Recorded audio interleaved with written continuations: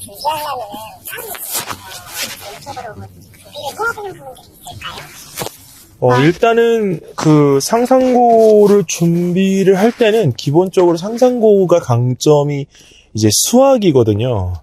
네, 근데 이제 그 보통 이제 상상고가 이제 시험을 갖다가 볼 때 여학생들은 원래 이게 경쟁률이 워낙 세기 때문에 수학하고 과학을 같이 봤었는데요.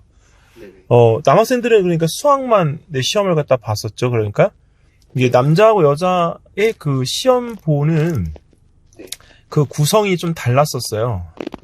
근데 올해 같은 경우에는 남학생들도 수학 외에 과학을 봤어요. 근데 이제 그 과학에 대한 수준이 이제 중학교에서 중등과학을 제대로 잘 한 친구라면 이제 문제를 그렇게 크게 어렵지 않게 풀 수 있는 문제들인데 시사적인 것들도 좀 많이 필요로 했어요.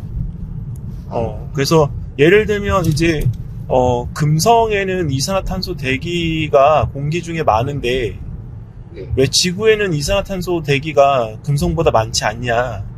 네, 근데 어떻게 보면 이제 금성 같은 경우에는 그 이산화탄소 대기층이 뭐 나무가 죽으면서 나무가 포함되어져 있던 이산화탄소를 배출을 했기 때문에 그런 온난화 현상이 가속화됐다 이런 얘기도 있고, 근데 그 얘기를 빌미로 거꾸로 생각하면 지구는 광합성을 하는 나무가 아직은 많기 때문에 아무래도 그 금성의 그 환경보다 이산화탄소의 양이 적을 수밖에 없다 뭐 이렇게 답변을 갖다 또 할 수도 있겠죠. 네, 그러니까 이렇게 물어보는 문제류이기 때문에 그 기본적인 공부에 약간 과학에 대한 융합시사 정도가 한두 문제씩 들어가는 거라 일단 중등과정에 대한 공부가 잘 되어 있으면 상상고등학교는 잘 갈 수 있지 않을까.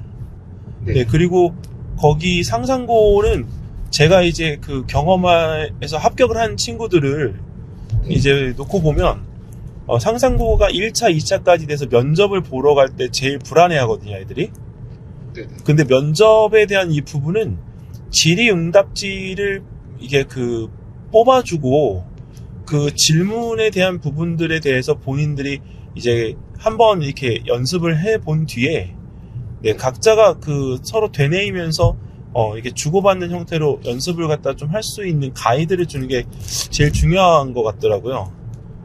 그냥 단순하게 이제 그냥 상상고에서 이제 진행되는 거기 때문에 특목고의 면접이다 이렇게 생각해버리면 사실은 조금 약간 이제 뭐 난이도만 계속 높아질 거다라고 얘기하는 부분들이 많고,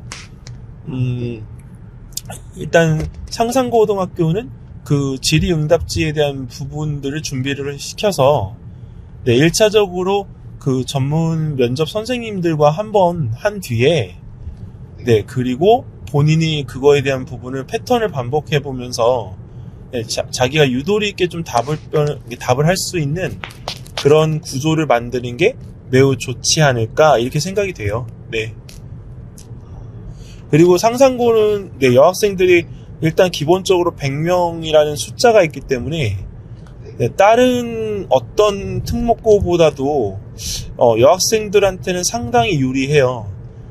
그리고 이제 그 수학이 이제 관건이기 때문에 원래 그 상상고가 이런 의대 진학할 때 되게 유리할 수도 있는데 이제 그 다른 전자사에 비해서는 이 등락의 폭이 좀 적은 학교인 것 같아요. 이게 그 입시 결과라고 하는 입결의 결과가 뭐 어떤 애는 높고 어떤 애는 낮고 이런 학교들이 굉장히 많잖아요. 근데 상상고는 그런 패턴이 그래도 일정하게 좀 유지되는 학교 중에 하나이지 않나 이렇게 생각이 돼요.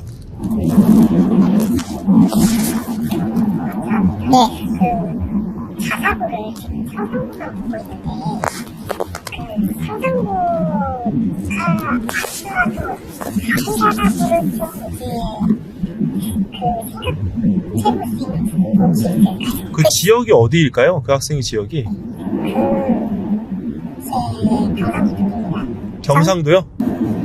경상도면 어디 해운대인가요?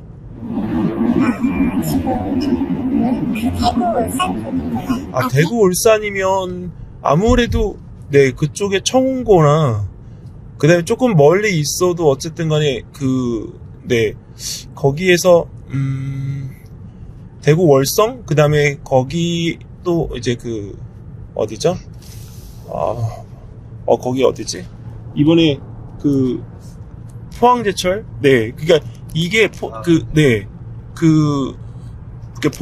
학교들이 거기에는 이제 기본적으로 전통적인 강호들이 있어요. 대구하고 부산 지역들은 네, 그 학교들을 무시할 수가 없어요. 네, 네, 그러니까 그쪽에서 올라오는 친구들은 한민고도 얘기를 하더라고요. 네, 그러니까 이렇게 되면 어쨌든 간에 거기 자사고나 이런 부분의 패턴들에 대한 부분들을 이제 어디에서 놓고 보는 것보다 이 친구가 입시를 할 때 약간 수시를 잘할 수 있는 친구인지, 네, 그 다음에 정시를 잘할 수 있는 친구인지를 좀 먼저 판단해서 학교를 선택하는 게 좋을 것 같아요. 네, 왜 그러냐면, 네, 이제 정시는 일단은 수시를 잘하면 정시를 잘할 수 있다. 이렇게, 보통 선생님들이나 부모님들이 생각하실 수가 있는데, 네, 수시를 준비하기 위해서는 아시겠지만 생기부나 이런 것들을 좀 이렇게 꾸밀 수 있는 여러 가지 요소들을 다양하게 해야 되잖아요. 네, 그러니까 학교 내신하면서 그런 생기부에 들어갈 요소를 다 챙기고 거기다가 정시 준비까지 해야 되는 그런 상황이기 때문에 그 압박감을 많이 견뎌낼 수가 어려울 수도 있어요. 근데 이제 정시를 하는 친구들은 수시하고는 상관이 없기 때문에 일단은 기본적으로 정시하는 친구들은 일단은 수능에 올인하는 상태이잖아요. 네, 그러니까 이게 신경 쓰는 것과 신경 쓰지 않는 것에 대한 차이가 조금 약간 덜한 것 같아요.